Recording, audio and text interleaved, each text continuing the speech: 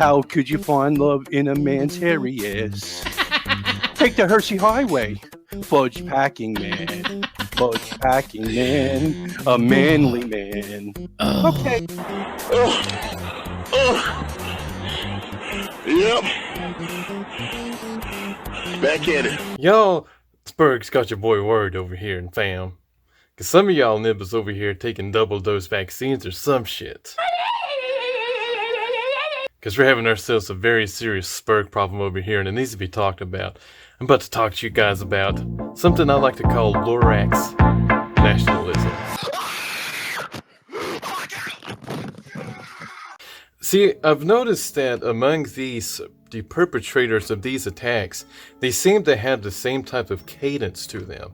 You know that guy that asks you like, hey, you gonna be on Xbox tonight? And then you're like, oh no, I'm probably gonna go to the gym or something like that. And then you get on, you set yourself to offline mode and leave yourself offline for the rest of the night. You know that guy. And I'm going to talk about this issue face value, assuming that it's not like a false flag or anything. So I will say that I find it really suspicious, considering that you never hear people like David Duke, Mark Collette, or your Richard Spencer types, or any of these people. I never hear them ever even so much as hint to promoting violence or in any way sort of domestic terrorism as a valid means of resistance. Not only that, but they will tell you not to do that. It goes against the cause, because all it does is just plays into the narrative of oh these people are evil and so we got to watch out for white people spooky. It just plays into the narrative, and usually it's more commonly accepted that anybody who would say otherwise is either a Fed or Hasbara or something like that. They call it Fed posting for a reason. These guys, when I see them, they all seem to have this sort of spurgy look to them. When you're completely just gestating your mind and like all of this horrible stuff that's going on around the world, or if you're someone like me and you keep up with a lot of the Middle East stuff, you see a lot of horrible stuff, a lot of graphic things, dead kids, dead bodies. And when you gestate your mind on this dark material, it can have an effect on you.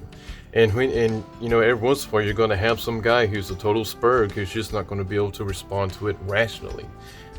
And their response to it is to think, oh, well, I know what I'll do. And I know it's sort of a cliche to write these things off as like, oh, no, he was just crazy. He was just crazy. That doesn't count because he was just crazy.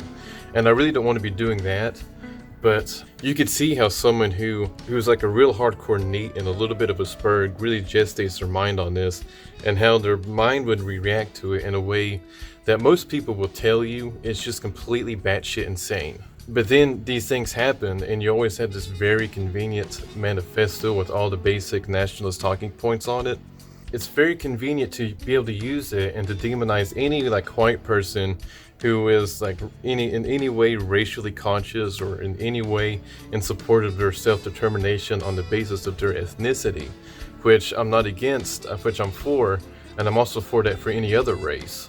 Even with Black Lives Matter, and a lot of people would disagree with me on this, even though like 90% of their stuff I'll probably disagree with, especially with a lot of their tactics, I still support their right to their self-determination on the basis of their ethnicity. But there seems to be this standard that's only applied to white people, that when they want to have any sense of self-preservation on the basis of their ethnicity, or any sense of self-determination based on their ethnicity, that the first thing they're going to do is just start genociding people, so you can't allow that to happen at all. And that brings me to what these manifestos are about.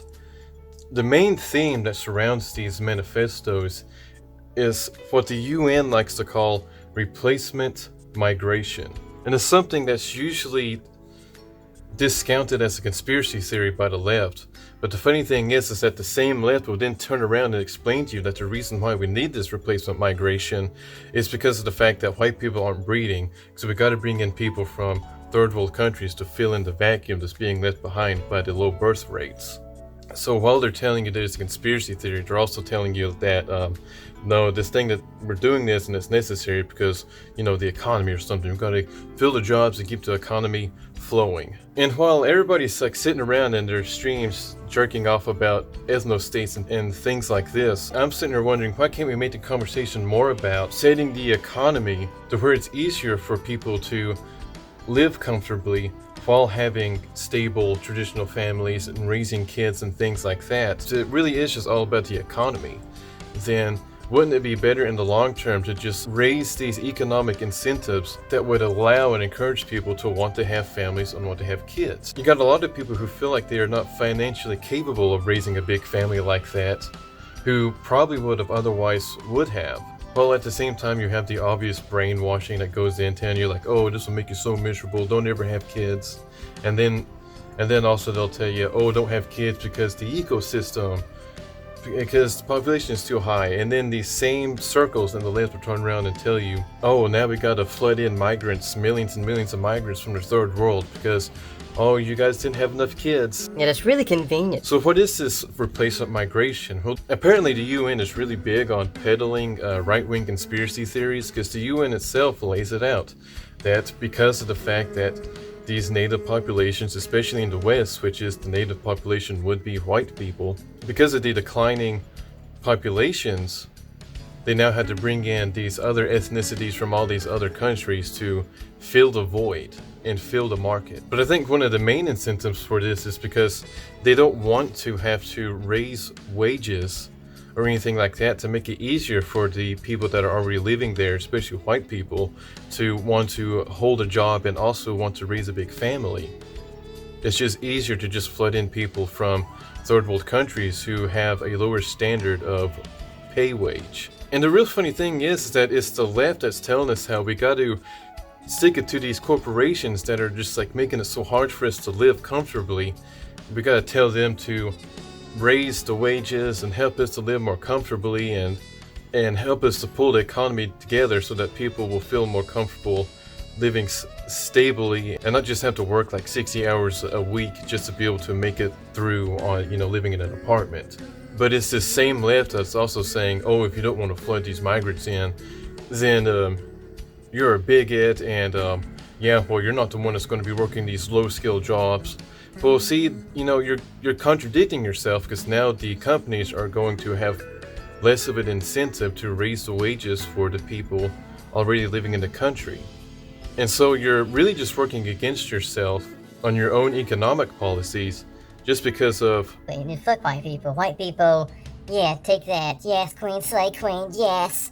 And because of these autistic spurgs who just don't know how to handle life like rational adults. And so they go and shoot up a bunch of unarmed innocent people who can't defend themselves like a bunch of pieces of shit. Now the powers that be now have that as a justification to make it harder for this to have an honest and rational discussion about these types of issues. Because of course the establishment wants to take it and twist it into this narrative of, oh, having this views or thinking like this is synonymous with this autistic retard shooting up a Walmart now. And now you're seeing it being used as a justification to crack down on free speech. For example, here's this article that was put out by Yahoo News. The FBI, for the first time, has identified fringe conspiracy theories as a domestic terrorist threat. So now you see they're using it as a justification to basically put you on a watch list and call you a terrorist threat if you have opinions that they don't like. Let's see when this article was published. August 1st, 2019. What? Ain't nothing suspicious about that at all. You have the FBI coming out and calling fringe conspiracy theories a terrorist threat. And then you have the shooting so conveniently with this nutcase who just so conveniently had this very convenient manifesto. And then you have Trump after that talking about how, oh, well, now we need to have red flag laws. All in just perfect sequence, all just completely convenient. What the fuck? Wow, that's not weird at all. No, that's not weird at all. No, you're just a conspiracy theorist. At this point, the only thing that can make this any more weird would be if the father of the shooter was in some way loosely tied with some nutcase who ran a sex trafficking ring or something like that. Okay, so Dad here is talking about John of God of Brazil did business with his followers. These followers came and rented some space, heavy containers with things inside them that changed his life. Well, who's John of God of Brazil? He's like, we should Google that. Here's a story from MSN. John of God faith healer kept teenagers as sex slaves and sold their babies. Well, that's a bit of a story. Pop these niggas like a willy nigga.